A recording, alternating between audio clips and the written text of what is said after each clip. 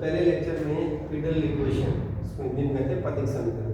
हमने 12th तक calculus के अंदर बहुत सारी चीज़ें पढ़ी होंगी, तो हम पथिक समीकरण किसको कहें, इसकी परिभाषा पे जाने से पहले हम इसको किस प्रकार क्या क्या चीज़ें इसमें हमारे काम में आएंगी उनका यदि हम एक्सप्लेनेशन करें तो पहले मैं बात करता हूँ यदि पोलर कोऑर्डिनेट्स की हम बात करें तो वो है, इसको हम कहते हैं पोल, और ओ ए इनिशियल लाइन है, और थीटा डिस्प्लेसमेंट के साथ ओपी को हम यदि रेडियस वेक्टर कहते हैं तो अपन इस प्रकार से डिफाइन कर सकते हैं कि OP इक्वल टू आर, इसको रेडियस वेक्टर या हिंदी में कहें तो ध्रुवांतर रेखा, angle AOP cube vectorial angle या ध्रुवांतर कोण हम इसको कहते हैं। और यदि कार्टेशियन कोऑर्डिनेट में चले तो OX और OY दो एक्सिस हैं और इनमें से O को हम मूल बिंदु कहते हैं।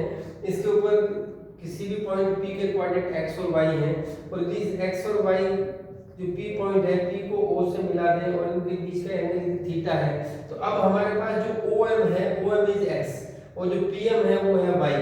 अब x और y का मान r और थीटा के टर्म्स में क्या हो यदि निकालना हो, तो अब हमारे पास OMP राइट एंगल ट्रायंगल हो गया जिसमें कोण m है 90 का है, कोण m 90 है तो OP हमारे पास कर्ण हो गया, तो OP हो गया हमारे पास रेडियस वेक्टर जिसका नाम हमको दे रखा है r। यदि राइट एंगल ट्रायंगल है तो उसमें जो कोण थीटा बना है, तो जिस भुजा के साथ कोण रेडियस वेक्टर ने कोण बनाया थीटा, तो वो जो है वो तो हमारे पास हो गया आधार, और दूसरी भुजा बन गई वो होगी हमारे पास लंब। अब यदि समकोण त्रिभुज में किसी भी भुजा का मान ज्ञात करना है उसको आप अंश में रखिए, जिस भुजा का मान ज्ञात है उसको हर में रखें, तो हमारे पास सारे डेरिवेशन जितने जो हो निकलते चलेंगे। एक बहुत आसान सा ध्यान रखना, तो जैसे हमें OM का मान ज्ञात करना है और OP हमें ज्ञात है, तो OM बटे OP, तो OM बटे OP, OM हो गया हमारे पास आधार और OP है कर्ण, तो आधार बटे कर्ण हो गया हमारे पास cos थीटा, तो OM का मान हो गया OM OP cos थीटा, यानी x r cos थीटा।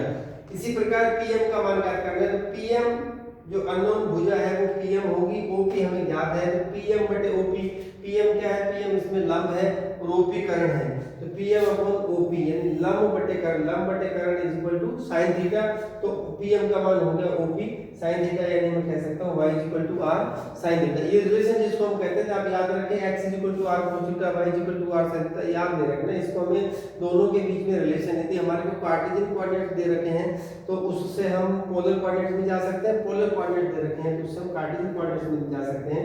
यदि इन दोनों का इक्वेशंस का स्क्वायर करके जोड़ देंगे तो हमारे पास r का मान आ जाएगा, r equal to square root of x square plus y square, इन दोनों का भाग दे करके थीटा का मान निकाला और theta equal to tan inverse y by x, यानी रिवर्सिबल। यदि कार्टेशियन कोऑर्डिनेट्स पता है तो हम पोलर कोऑर्डिनेट्स का मान ज्ञात कर सकते हैं, पोलर कोऑर्डिनेट्स का मान पता है तो हम कार्टेशियन कोऑर्डिनेट्स का मान ज्ञात कर सकते हैं।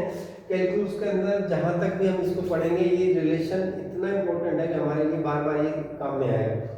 अब इस चैप्टर के हिसाब से देखें तो सबसे पहला जो रिलेशन हमारे पास आता है वो होता है angle between radius vector and the tangent, यानी ये कोई हमारे पास कर्व है, इस कर्व को say this is r equal to f theta. अब इस कर्व के ऊपर कोई एक पॉइंट P लिया हमने, उस पॉइंट P के ऊपर टेंजेंट ड्रॉ कर दिया, और ये जो ओरिजिन है, जो पोल है, इससे इस बिंदु को मिला देती है, मेरे पास होगा रेडियस वेक्टर। अब यदि इस बिंदु P पर टेंजेंट ड्रॉ किया तो जो ये इनिशियल लाइन है, इनिशियल लाइन और रेडियस वेक्टर के बीच का कोण थीटा है, इसी कर्व के ऊपर Q को इसका नेबरिंग पॉइंट है, तो यदि मेरे पास इस P के कोऑर्डिनेट r और थीटा है तो नेबरिंग पॉइंट जो Q लिया उसके कोऑर्डिनेट हो जाएंगे r plus delta r theta plus delta theta. तो अब ये कि P से Q जाने में जितना डिस्प्लेसमेंट जितना चेंज हुआ उसका मान निकालना, जो ये एंगल है this angle, this is the angle between the radius vector and the tangent, इसको हम डिनोट करते हैं फाई से। ये एंगल थीटा है, ये एंगल फाई है, स्टैंडर्ड नोटेशन के रूप में इसको हम याद करेंगे, और बाद में इनिशियल लाइन के साथ ही कोण बनाते हैं जिसको हम कहते हैं साई, इस रिलेशन को हम बाद में करेंगे। पहले अभी सबसे पहला काम हमारे पास फाई का है, पूरे चैप्टर में फाई का मान निकल जाता है तो हमारे सारे काम आसानी से डेरिवेशन चलते चलेंगे। तो इस फाई का मान निकालने में क्या करेंगे, हम इस OP को आगे एक्सटेंड कर देंगे, और इस OP को हमने मिलाया Q से जो एक्सटेंडेड OP थी इसके ऊपर लंब ड्रॉ किया तो वो आ गया मेरे पास पॉइंट M। अब Q को P से मिला दें, मेरे पास ट्रायंगल बनता है PMQ।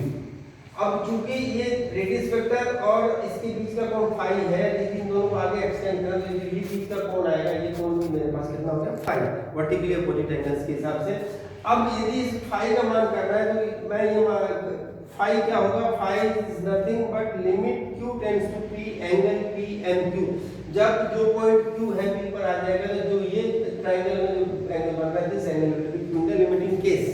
तो अब taking tan on both the side, दोनों तरफ tan लेने पर ये हो जाएगा tan phi is equal to tan of this limit delta theta tends to 0 angle npq।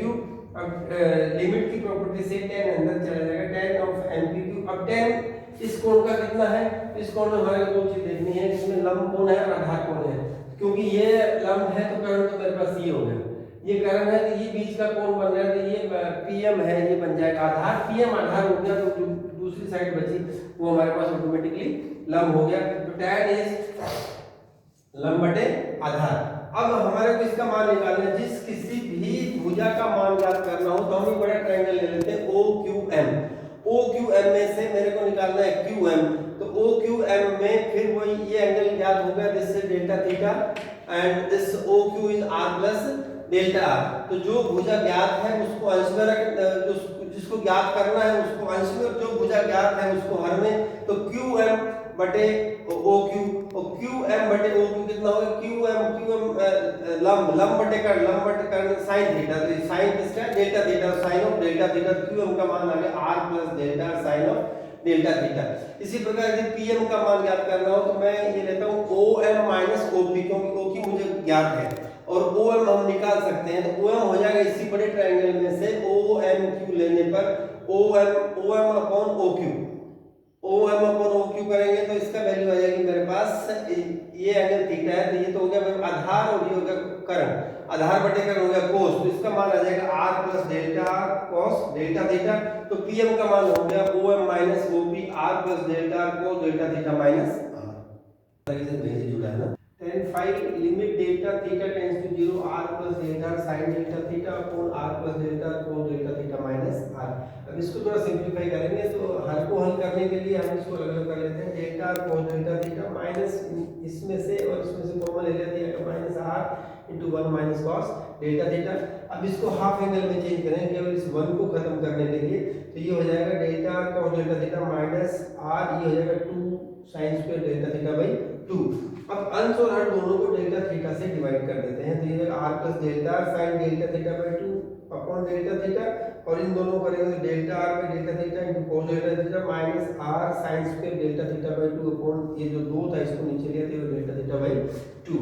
अब इसको फर्दर सिंपलीफाई करते हैं तो दोनों को अलग-अलग डिस्ट्रीब्यूट कर दिया। डिस्ट्रीब्यूट करने के बाद हम लिमिट की प्रॉपर्टी लगाते हैं। लिमिट की प्रॉपर्टी ये कहती है कि limit of a function is equal limit x tends to 0 fx upon gx is nothing but limit of fx x tends to 0 upon limit of gx x tends to 0। और इसी के साथ ये दो प्रोडक्ट की लिमिट है तो उसका फार्मूला हम यूज करेंगे। Limit of x tends to 0 fx gx हो तो उसको हम लिख सकते हैं limit of x tends to 0 fx dot into limit x tends to 0 of gx। उस प्रॉपर्टी के यदि हम यूज करते हैं तो अलग-अलग सिंपलीफाई करेंगे तो sin theta upon theta theta tends to 0 1 के हिसाब से इसकी वैल्यू होगी 1।